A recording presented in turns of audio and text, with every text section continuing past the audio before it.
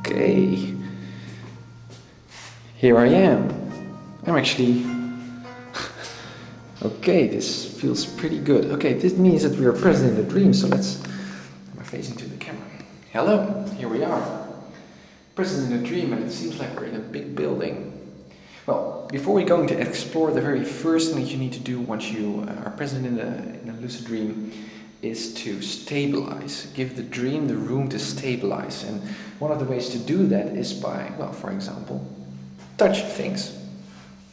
That physical experience really helps your dream to become more physical in a sense, more stable. It forces the dream to become more real in that sense, using all your senses, not only feeling things, but also hearing your own voice. If you have the gender, if you're near a restaurant or something, taste something, speak to people, speak out loud, use your body movements in order to feel present in the dream, and that's a really important thing to do. So the very first thing that you do is stabilize, no matter where you are, even if you're in a building in our case. Stabilize the dream, feeling present, give yourself the time to do that. The second thing what you need to do, of course, is boosting up your lucidity level. You want to be as lucid as possible and not lose your lucidity along the way. So in order to do that, you have to do two things. The first thing is just shouting out loud, "This is a dream." Somehow language is strongly related to dream control, and therefore it is really helpful if you just shout out, "Hey, this is a dream." It has a very strong associative power to it, which really on a cognitive level in your brain actually initiates some other processes that really make you more lucid, and that's really what you need what's need to be happening. Another thing is performing a reality check. And it sounds redundant in that way because, well, by very nature, awake, initiated lucid dream, well, you are already lucid. As a lucid dreamer, you enter the very first dream, so why should you perform another reality check, right? You know that you're dreaming. Well, that's true, but again, also the reality check as a procedure has a very strong associative power to it. And actually, you want to perform a reality check each 2 minutes or so to keep you reminded of your lucidity, of being in the dream, and of course maintaining your lucidity level. Many lucid dreamers report, and well, included me, that you can lose lucidity along the way when you are involved in some circumstances that is, well, are social and also emotional. Those are the ingredients that are really challenge your lucidity level. So therefore it is very helpful if you become more systematic and monitor your lucidity level, and every once in a while perform a reality check in order to make sure that you're still lucid. So that's the second thing that you do. First, stabilize, give yourself the time, sensories, use your senses, really feel present in a dream.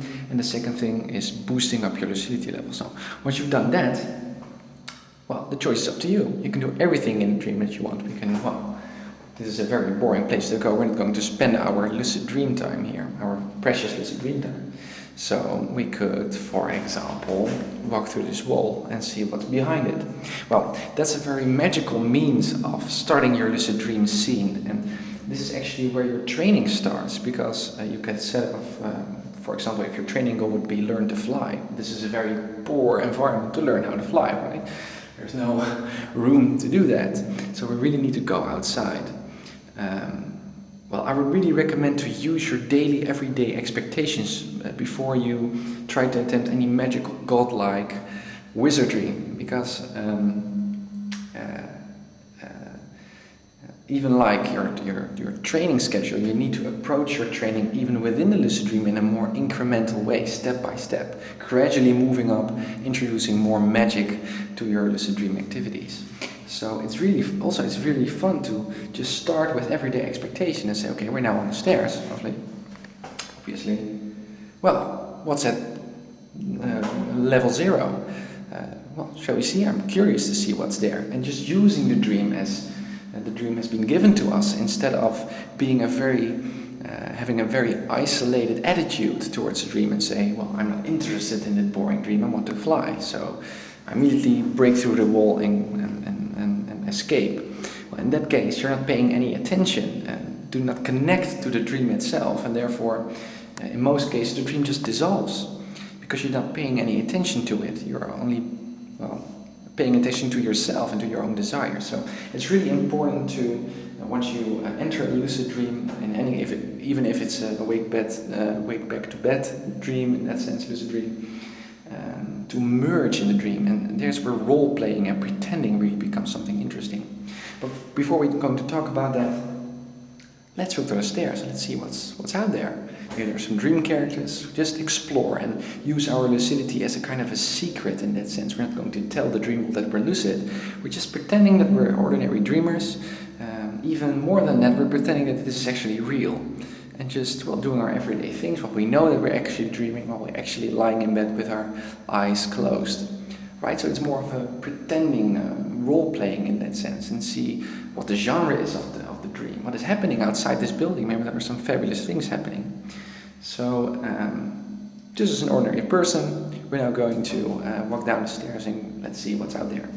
So here we go. Very concrete in this sense, maybe it's army style.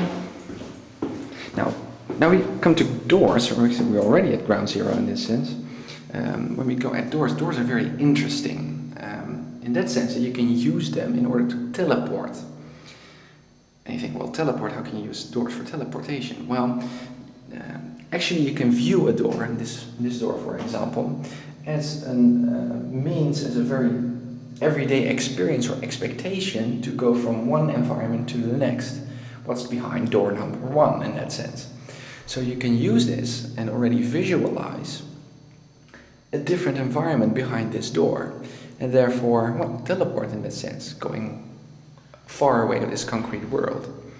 So in our case, we're just opening the door and see what's behind it, but you can use your doors, every door, for teleportation. Well, I'm just going to show you another technique to teleport, which is called the spinning technique, which is pretty cool.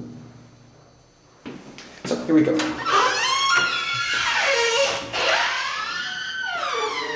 Okay, and the elevator is going down. Well, in order to view dream characters, it's pretty interesting to see what dream characters there are. So, let's see and wait.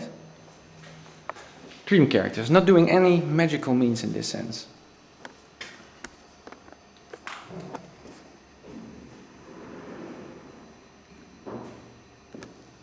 And the elevator stopped at level number 1. Oh no, it goes down. Well, in that case, probably 2 dream characters. Well, let's see.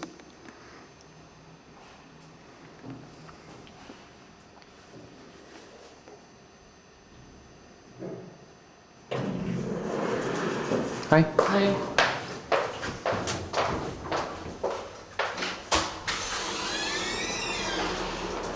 That was interesting.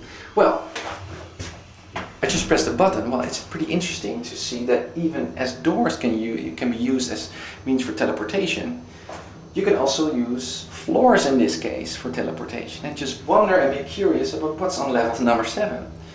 It could be a floor, of course, if you expect that, but if you take control of your own expectations and say, well, on floor number 7 there's a gold mine or a great paradise, and you're using the dream that you already were given to explore the dream in your own way and actually integrate your script if your plan is to visit another location in paradise, or Hawaii or Aruba or some kind of paradise place, and you are present in a dream that would be in this case an elevator.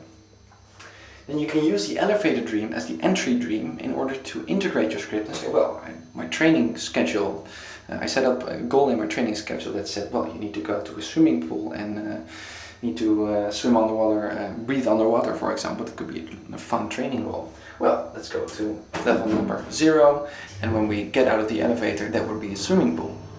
Right? So you use the characteristics of the dream that you're already in, the possibilities, the potential of the dream that you're already in order for you to integrate your script. And that's a really fun way. And actually, it's also fun not to be that egoistic in that sense and just explore the dream. It's really fun to be lucid in that sense and just see what your brain is capable of and able to surprise you with dream characters, with things happening.